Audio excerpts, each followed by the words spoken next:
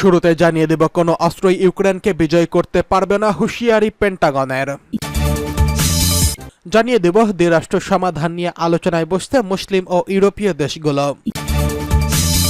এদিকে এবার গোপনীয়তা ভেঙে প্রকাশ্যে উত্তর কোরিয়ার পরমাণু অস্ত্র ভান্ডারের ছবি। সর্বশেষ জানিয়ে দেব ইমরান খানকে সামরিক আদালতের বিচার করার প্রস্তুতি। কোনো অস্ত্রই ইউক্রেনকে বিজয় করতে পারবে না, কঠোর হুঁশিয়ারি পেন্টাগনের। কোনো ধরনের অস্ত্রই রাশিয়ার বিরুদ্ধে ইউক্রেনের সরকারকে বিজয়ী করতে পারবে না বলে মন্তব্য করেছেন যুক্তরাষ্ট্রের প্রতিরক্ষা মন্ত্রণালয় পেন্টাগন। বৃহস্পতিবার এক নিয়মিত প্রেস ব্রিফিংয়ে সাংবাদিকদের এসব কথা জানান পেন্টাগনের প্রেস সেক্রেটারি প্যাট্রিক রাইডার। এ সময় সাংবাদিকদের রাইডার বলেন, আমি আপনাদের প্রতিরক্ষা সচিব লয়েড অস্টিন গত সপ্তাহে রামেসচেইন এয়ারবেসে দেওয়া মন্তব্যের দিকে দৃষ্টি আকর্ষণ করছি। সেখানে তিনি উল্লেখ করেছেন যে এমন কোনো সক্ষমতা বা কোনো ম্যাজিক বুলেট নেই যা ইউক্রেনকে সাফল্য এনে দেবে।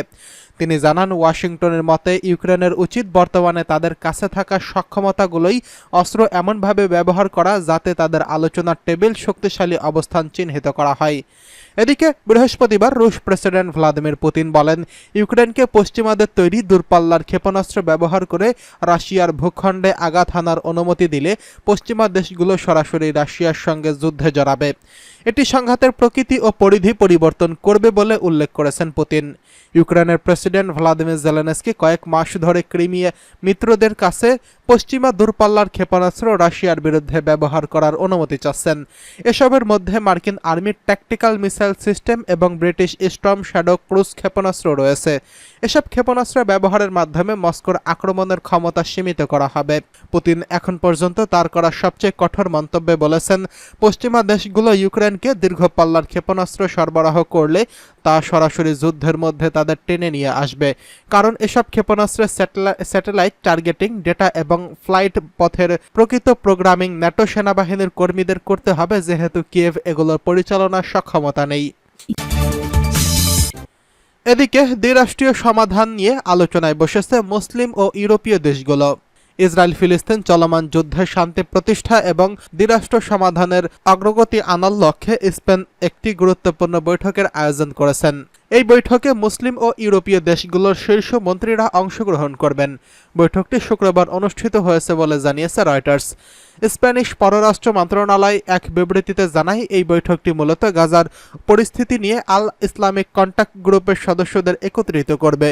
মিশর, কাতার, সৌদি আরব ও তুরস্ক সহ বিভিন্ন দেশের প্রতিনিধিরা অংশগ্রহণ করবেন। তবে কোন ধরনের কোন প্রতিনিধি থাকবেন তা বিস্তারিত জানানো হয়নি। স্পেনের শীর্ষ কূটনৈতিক জোসে ম্যানুয়েল আলবারেস এই বৈঠকের আয়োজন করেছেন।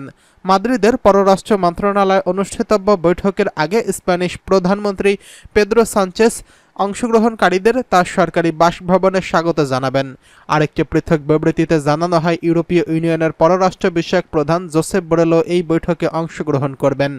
সেখানে মধ্যপ্রাচ্যে শান্তি প্রতিষ্ঠা এবং নিরাপত্তা নিয়ে আন্তর্জাতিক সম্প্রদায়ের ভূমিকা আরও জোরদার করার প্রয়োজনীয়তা নিয়ে আলোচনা হবে।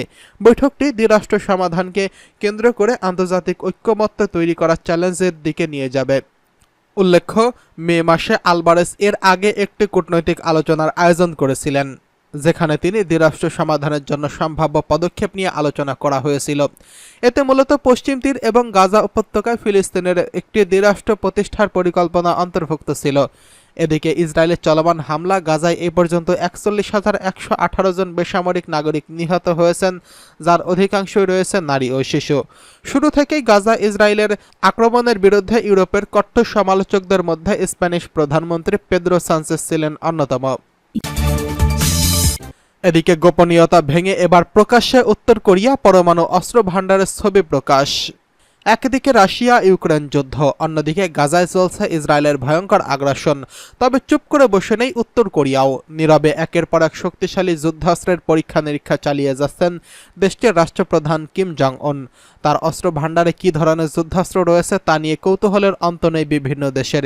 কিম সবসময় তার হাতিয়ারের বাংকার নিয়ে চূড়ান্ত গোপনীয়তা বজায় রাখেন, কিন্তু এবার সব ধরনের গোপনীয়তা ভেঙে প্রকাশ্যে উত্তর কোরিয়ার পরমাণু অস্ত্র ভান্ডারের ছবি প্রকাশ করেছেন।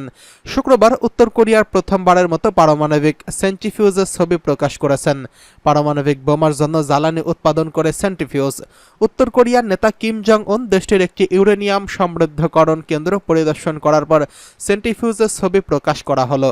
ইউরেনিয়াম সমৃদ্ধকরণ কেন্দ্র পরিদর্শনকালে কিম তার দেশের পারমাণবিক অস্ত্রের ভাণ্ডার সমৃদ্ধ করার আহ্বান জানান। এই জন্য তিনি আরও বেশি সংখ্যক পারমাণবিক বোমার উপকরণ উৎপাদন করতে বলেন। উত্তর কোরিয়ার রাষ্ট্রীয় সংবাদ মাধ্যমের প্রতিবেদনে বলা হয়, কিম পারমাণবিক অস্ত্র বিষয়ক প্রতিষ্ঠান নিউক্লিয়ার ওয়েপসন ইনস্টিটিউট পরিদর্শন করেছেন। এছাড়া তিনি পারমাণবিক বোমার উপকরণ তৈরির একটি ঘাঁটি পরিদর্শন করেছেন। প্রতিবেদনে প্রথমবারের মতো সেন্ট্রিফিউজের ছবি প্রকাশ করা হয়। ছবিতে উত্তর কোরিয়ার পারমাণবিক কার্যক্রমের অন্তরালে বিরল দৃশ্য উঠে আসে। উত্তর কোরিয়ার পারমাণবিক কার্যক্রমের ওপর জাতিসংঘের নিরাপত্তা পরিষদের নিষেধাজ্ঞা রয়েছে। প্রকাশিত ছবিতে দেখা যায় ধাতব সেন্ট্রিফিউজের লম্বা সারির মাঝে দিয়ে হাঁটছেন কিম জং উন। এই যন্ত্রগুলো ইউরেনিয়াম সমৃদ্ধকরণের কাজে ব্যবহার করা হয়।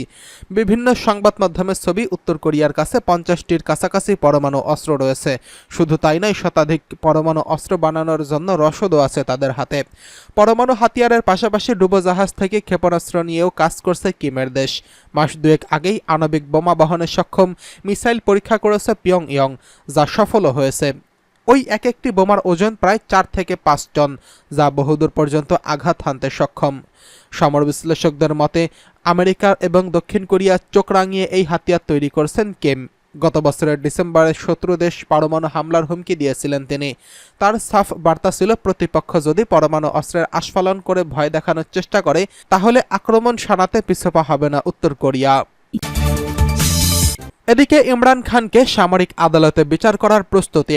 পাকিস্তানের সাবেক প্রধানমন্ত্রী ইমরান খান গত বছরের আগস্ট থেকে কারাগারে বন্দী রয়েছেন।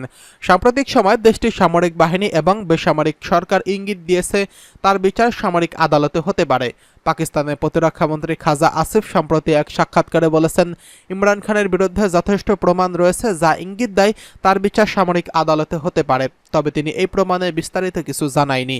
এই মন্তব্যটি আসিফের সামরিক বাহিনীর প্রেস উইংয়ের প্রধান জেনারেল আহমেদ শরীফ চৌধুরী এক সংবাদ সম্মেলনের পর আসে। 5ই সেপ্টেম্বরের ওই সংবাদ সম্মেলনে চৌধুরী জানিয়েছেন, সেনা সদস্যদের বিরুদ্ধে বেসামরিক লোকজনদের ষড়যন্ত্রের অভিযোগ থাকলে তাদের আইনের আওতায় আনতে হবে। ইমরান খান গত 9ই মে দুর্নীতির অভিযোগে গ্রেফতার হয়। ওই দিন তার দল পাকিস্তান তেহরিক-ই-ইনসাফ পিটিআই নেতাকর্মীরা প্রতিবাদে বিক্ষোভ প্রদর্শন করেন, যা সামরিক স্থাপনায় হামলা ও সহিংসতার দিকে নিয়ে যায়। এরপর হাজারো মানুষকে গ্রেফতার করা হয় এবং প্রায় 100 জনকে সামরিক আদালতে বিচারের সম্মুখীন করা হয়। এই ঘটনার সঙ্গে জড়িত থাকার অভিযোগে ইমরানেরও সামরিক আদালতে বিচারের সম্ভাবনা রয়েছে। পাকিস্তানের সরকার দাবি করেছে সাংবিধানিক বেসামরিক নাগরিকদের সামরিক আদালতের বিচারের অনুমতি রয়েছে। সামরিক আইনে বেসামরিক নাগরিকদের বিচার করা যেতে পারে, তবে এর বৈধতা নিয়ে আইন বিতর্ক চলছে। এদিকে 2023 সালের পাকিস্তান সুপ্রিম কোর্ট একটি রায় দিয়েছে যা সামরিক আদালতে বেসামরিক নাগরিকদের বিচারের বিরুদ্ধে ছিল। সরকার আপিল করলেও ওই রায়টি ডিসেম্বরে স্থগিত হয়ে রয়েছে। অন্যদিকে সামরিক আদালতে বেসামরিক নাগরিকদের বিচারের জন্য নির্দিষ্ট শর্ত রয়েছে। আইনজীবী রেদা হুসাইন বলেছেন, সামরিক আদালতে বেসামরিক নাগরিকদের বিচার স্বয়ংক্রিয় নয়। এটি সামরিক আদালতে অভিযোগ এনে সেখানে সঙ্গত অভিযোগ প্রমাণিত হলে সামরিক আদালতে বিচারের অনুমতি হতে পারে। পাকিস্তানের সামরিক আদালতগুলি সাধারণত গোপনে পরিচালিত হয় এবং বিচারের স্বচ্ছতা সীমিত। অভিযুক্তদের আইনজীবী নিয়োগের অধিকার দেওয়া হয়, তবে আদালতে বেসামরিকরা উপস্থিত থাকতে পারে না।